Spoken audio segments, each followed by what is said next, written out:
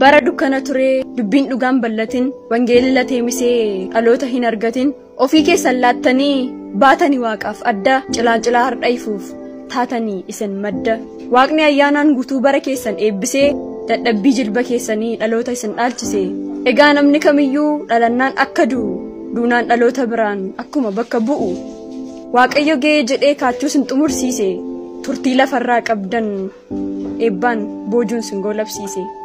Kan isiniif milkeesse waaqni nusaa yaadatu isiniifis nagaadhaan boqonnaa isiniif laatu labooba bidda wangeelaa ni fudhanna sin harkaa nagaadhaan nuuf boqodhaa luba bal'inaa harkaa. Asin qabduu baanoo fi dinatti fi harganii.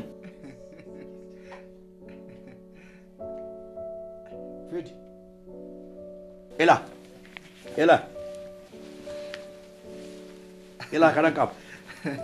Kun kudha shanaffaadha. Si'a kudha sadii dhabee kudha arfaffaatti nuun nama sadii ala dhaabanii ilaalimee jarreen kana keessaati bal'inaan isaan kam jenna bal'inaan kana miti. Innoo diimaadhaa dargaggeessaa jette. Isa kanaa jedhanii inkoo jette. Yooyaa shamaa akkam jirtu nagaaf jaalala waaqayyo bakka jirtan hundatti isiniif haa baay'atu kun YouTube channel Boonsaa Addisuu Guuteetii haaraa yoo ta'an subscribe gochuudhaan maatii keenyatti dabalamaa odeeffannoowwan garaagaraa amma dhugaan isiniif dhiyeessinaa. Aga xumura sagantaa keenyatti nu waliin tura. Waldoonni warra wangeelaa maqaan Yesuusii magaalaa Naqamtee keessa jiran ibsa addaa baasanii jiru. Akkasumas immoo iccitii Dr. Luba Bal'inaa harka kanaan dura dubbatanii miidiyaa irratti hin baane isiniif dhiyeessinaa. Ibsa gaddaa Naqamtee Wallagga Oromiyaa. Waldooliin makaana Yesuus sabagaa Naqamtee keessa jiran hundi geggeessitoonni, luboonni, hojjettoonni fi koreewwan adda addaa iddoo tokkotti walitti dhufuudhaan guyyaa har'a saba keenyaa amantootaa fi kanneen kana fakkaatan ajjeefamanii fi ajjeefamaa jiraniif sagalee ta'anii jiru. Akkasumas guyyaa waaqeffannaa har'aa ta'eenii guyyaa har'aa waldaa warra wangeelaa makaana Yesuusii Naqamtee dargee keessatti amantootaaf tajaajiltoota waldaa adda addaa keessatti ajjeefamaniif gadda nutti dhaga'ame amantootaaf tajaajiltoota keenya waliin ta'uudhaan gadda nutti dhaga'ame ibsaneera jechuudhaan ibsanii jiru. Maatii isaaniif deeggarsi qarshii walitti qabameeraaf akkasumas biyya keenyaa fi waaqayyoon kadhachaa turreerraa jedhani waaqayyoo isaan eebbisuu ittiin jenna. Waajjirri giddugaleessaa waldaa warra wangeelaa makaana Yesuus Itoophiyaa sirna gaggeessaa luba bal'inaa harkaa wiixata dhufuu Finfinneetti akka raawwatamu ibse. Lubni bal'inaa harkaan hojjetaa wangeelaa qofa osoo hin taane goota biyyattiitti kan jedhe waajjirichi yeroo kanatti of gidduudhaa isaan dhabuun keenyaaf gadda guddaatu nutti dhaga'amaa jedhe. Jaarraa walakkaa oliif hojii amantaa hojjechaa turuu isaanii kan ragaa ba'u ibsi waldaa warra wangeelaa makaana Yesuus kun lubni bal'inaan nama hundaa biratti kabaja guddaa kan qaban turanii jedha.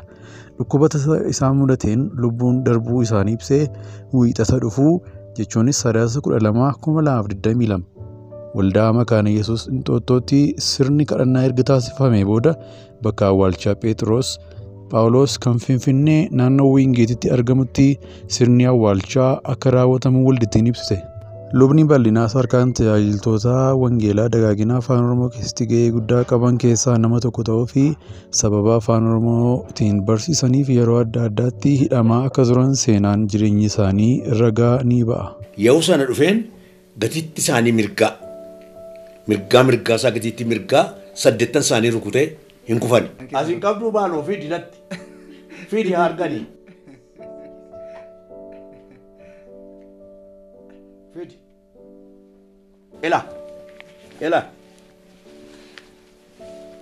Ela kanan qaba. Kun kudha shanaffaadha. Itoophiyaan jettan guddachuu biyya guddatti akka Jaappaan har'aa taati. Jaappaan waggaa bara 1990 yeroo sana mul'ate yoo dhufe immoo televiizyinii dhufe. Televiizyiniin guddaa amma girgiddaa kanaa qabu. Televiizyinii kana irratti waa'ee biyya 14 Eertiraa, Tigraay, Walloo, Beegamidir, Sidaamo, Wallaggaa, Harar, Iluu Baaboor, Soolaarii aduu biyya hundumaarra qabdi sa'aatii 24. Sababii kanaaf soolaarii ibsa humni kana sadan irraa dhufu industirii guddaa namni hojjechuu hin dandeenye tochoosa. Kana natti agarsiise. Ibsa galgala kanaa waldaa warra wangeelaa makaana Yesuus Itoophiyaa baasteenii sirni gaggeessaa luba bal'inaa harkaa boor guyyaa gaafa 12 jechuun 2022 sa'aatii 3 hanga sa'aatii 4tti reeffi isaanii manaa ba'ee gara waldaa warra wangeelaa Makaana Yesuus Inxooxxootti geggeeffama. Sa'aatii 4 hanga sa'aatii 6 immoo waldaa warra Wangeelaa Makaana Yesuus Inxooxxootti sirni kadhannaa fi qophiiwwan garaagaraa aga sa'aatii sanatti ni geggeeffama. Sa'aatii 7 akkasii amma sa'aatii 8:30 Wadaajinat paarkii yookaan immoo Yuunitii Paark jedhamuudhaan kan beekamutti sirni geggeessaa achitti ni ta'a. Sa'aatii 9 kaasee hanga sa'aatii 10tti reeffi gara Phexros Phaawulos iddoo awwaalchaatti kabajaan ni geggeeffama jechuudha.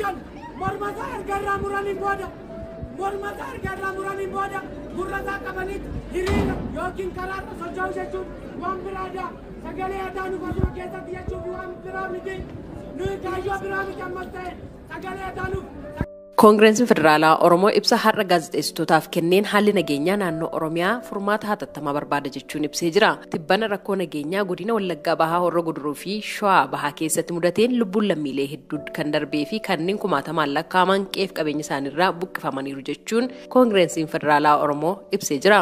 Dura ta'an paartichaa Piroofeesar Mararaa Guddinaa mootummaan dhumaatii lammiilee nagaa irratti raawwatameef itti gaafatamummaa fudhachuu qabaa jedhan. Hidhataa Amaaraa immoo galchaa jira. Oromiyaan hidhataa Amaaraa fudhatee hudhadha beetu. Hidhataan Amaaraa Horroo Guduruu eessa, Shawaa Kaabaa eessa galee maal godhee kan nama fitaa jiru. Akkatti isaan fitaa jiru asuma keetti dubbachuun nama gaddisiisa. Jaarraa 21ffaa keessa namni morma namaa muree maal godhee intinii ta'e irratti sirba.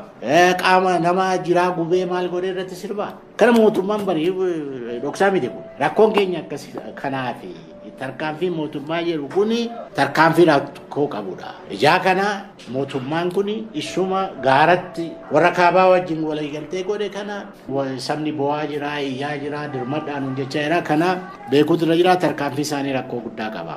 wanti wal laaqee wanti wal make baay'eetu jira. Isaanis beeku, addunyaanis beekaa, nutis beeknaa jechuudha. Rakkoo nageenyaa naannoo Oromiyaa keessatti mul'atu kan furuudhaaf mootummaan qaamolee hidhatanii socho'an waraana bilisummaa Oromoo jechuun of waaman waliin marii nageenyaatti seenuu qaba jechuudhaanis ibsanii jiru. Oromiyaan qe'ee keenya jechuun ni mala lakkii warra shiftaatu maal gochaa jira, lakkii maal warra akkasii gubbaatti tarkaanfii fudhannaa lolatti fufnaa jedhan. Qurxummii akka tokkotti qabuudhaa fi bishaan gogsuun nurra jira jedhan. Ma erga sabni miiliyoonii tokko ol Itoophiyaa maraa dhumee booddee walii galteetti deemtanii Oromiyaadhaafis godhaa. Oromiyaa nagaa argatu. Warra silaa rakkoo tokko tokkoon bosona galee wajjinis walii galteen haa uumamu jenneen naa gaafannu lakkisaan kun maalidhaa jedhanii isa ta'uu isa hin taanes. Eenyu irratti tarkaanfii fudhatu. Ilaalnaa tarkaanfii fudhatu immoo gabaan rukutamaa jira. Qotee bulaan dachiinsaa rukutamaa jira. Midhaan isaa rukutamaa jira. Manni isaa gubachaa jira. Qeensaa manca'aa jira. Beelaa jira. Buqaa jira. Shanee warra silaa qawweedhaan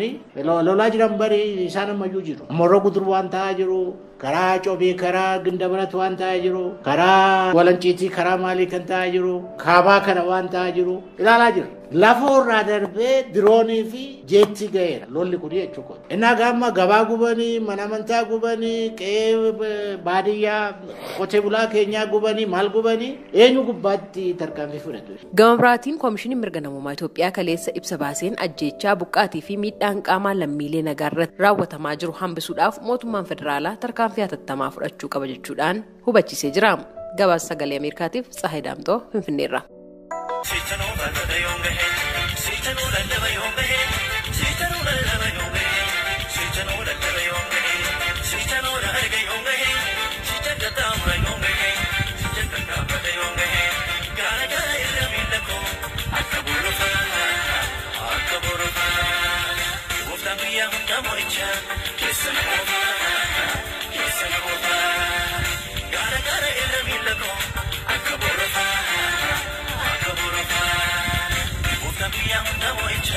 Listen,